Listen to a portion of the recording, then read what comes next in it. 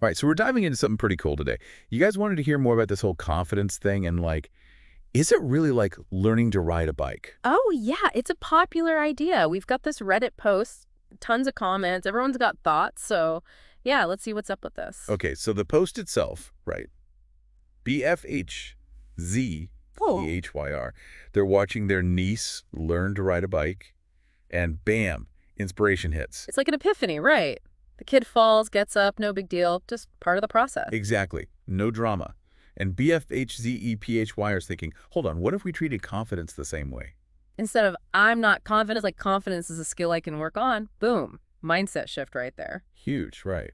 And some people in the comments were even bringing up therapy and stuff. Yeah, like Utah Cat mentioned their counselor using exposure therapy. Okay, wait, is that a real thing? Oh, for sure. It's basically you gradually expose yourself to the things that freak you out, but in a safe way. So like baby steps. Pretty much. Instead of jumping right into public speaking, maybe start with just making eye contact at the grocery store. Makes sense? Small wins, build from there. And that's what BFHDHYR was talking about, like just starting conversations and how it kind of snowballed. What's interesting is they realized even their friend, who seems like super confident, they still get nervous sometimes. Really? Yeah. It's just that they've had tons of practice dealing with those nerves. Like they're comfortable on the bike even when it's bumpy. Okay, so this is where I get tripped up. If it's like riding a bike, what are the steps? How do I practice confidence? Good question. Let's break it down. Think about riding a bike. You need balance, right? Yeah, so in confidence, what's the balance? It's finding that sweet spot between believing in yourself, but also being honest about where you can improve. Like not being cocky, but not putting yourself down either. Okay, yeah, I can see Then that. there's momentum. You start pedaling, you gain speed, it gets easier. Wait, so are you saying the more I practice confidence, the easier it gets? Totally. The more small wins you rack up, the more momentum you build. It's a positive feedback loop. So those little awkward conversations BFHZPHYR was having, those were like their first wobbly pedals. Exactly. They kept at it, things got smoother. There's another commenter, use it mister, brings up neuroplasticity. Okay, now you're getting all sciencey on me. It's basically your brain's ability to change and adapt. Every time we practice, even if it feels weird, we're rewiring our brains for confidence, like paving a smoother road. So it's not just about feeling confident, it's about actually changing our brains. Think about it. You weren't born knowing how to ride a bike, right? Your brain learned, adapted. Confidence is the same deal. Whoa, okay. That's pretty mind-blowing. It is. And this whole mindset thing that kept popping up in the comments, that plays a huge role, too. Right, everyone was talking about that. Yeah, a lot of people were really into that growth mindset, like believing you can actually change and grow. There was that one commenter, something about a 5-year-old, and, oh yeah, growth mindset is an absolute game changer. We are trying to instill this in our 5YO. Great job, OP. That one, right? Exactly.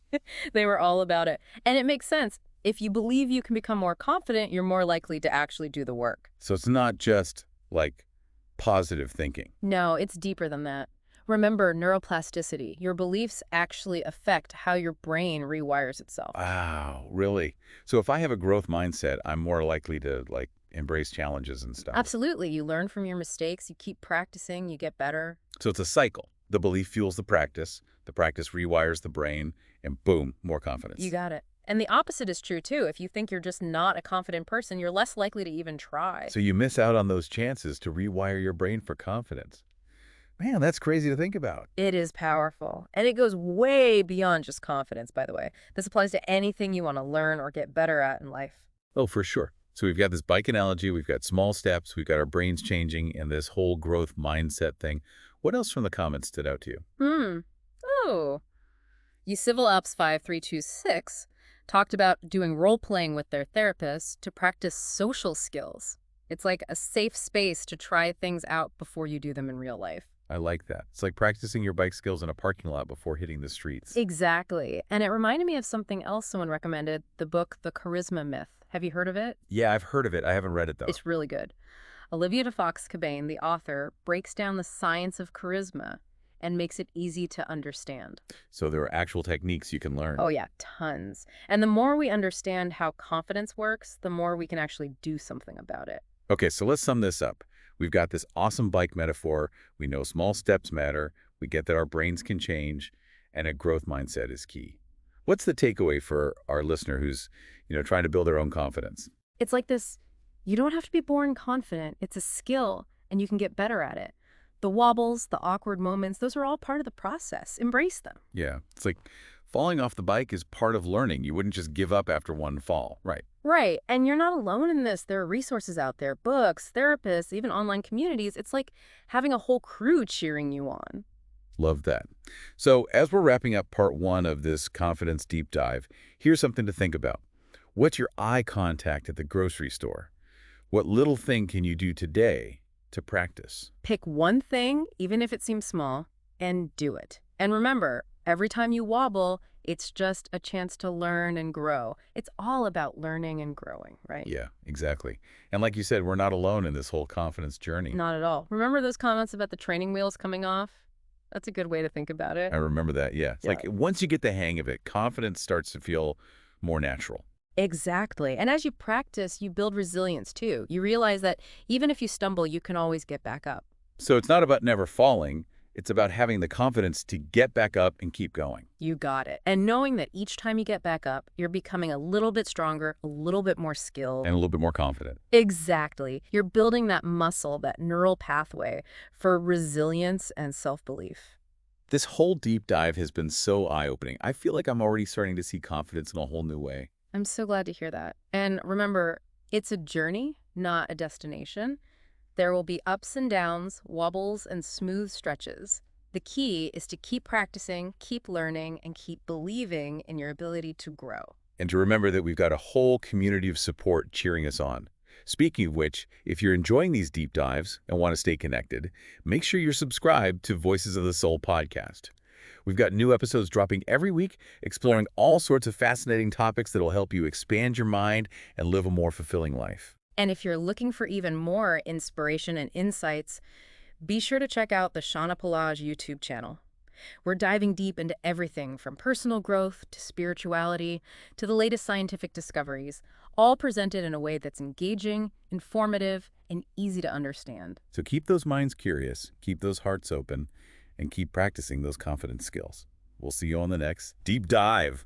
And, once you start feeling more confident and it kind of spills over into other areas of your life too, right? Oh, yeah, for sure. It's like this amazing ripple effect. You start feeling good about yourself in one area, and it just kind of naturally starts to boost your confidence in other areas too. I can totally see that. Yeah. So confidence isn't just about, being able to give a presentation or talk to new people. It's like this underlying belief in yourself that helps you in all sorts of ways. Exactly. It affects how you approach challenges, how you deal with setbacks, how you show up in the world. It's pretty powerful stuff. It really is.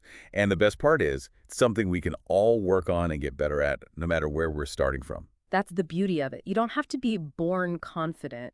You just have to be willing to put in the effort and keep practicing. And to remember that it's a process, not a destination. There will be times when we feel more confident and times when we feel less confident. It's all part of the journey. Exactly. The key is to not let those dips in confidence derail us. It's just like with riding a bike. We might fall off a few times, but we just get back on and keep pedaling. And with practice, those falls become less frequent and less scary. We build up that muscle memory, that resilience, that confidence. That's the magic of it. And we've talked a lot about the individual aspects of building confidence, but there's also this really cool collective aspect to it too. What do you mean? Well, when we see other people embracing their imperfections, taking risks, and putting themselves out there, it can be incredibly inspiring. Oh, for sure. It's like when we see someone else rocking it, it gives us permission to rock it too. Exactly. And when we share our own stories of struggle and triumph, it can help others feel less alone on their own journeys. It's like we're all in this together, cheering each other on. Speaking of cheering each other on, if you're loving this confidence deep dive, make sure you hit that subscribe button and leave us a like. It helps more people find these conversations and join the confidence party. And if you're looking for even more inspiration, you know where to find us. The Shauna Palaj YouTube channel. We're always diving deep into topics that help you live a more fulfilling and confident life. So keep those minds curious, keep those hearts open, and keep practicing those confidence skills. Until next time, keep rocking it.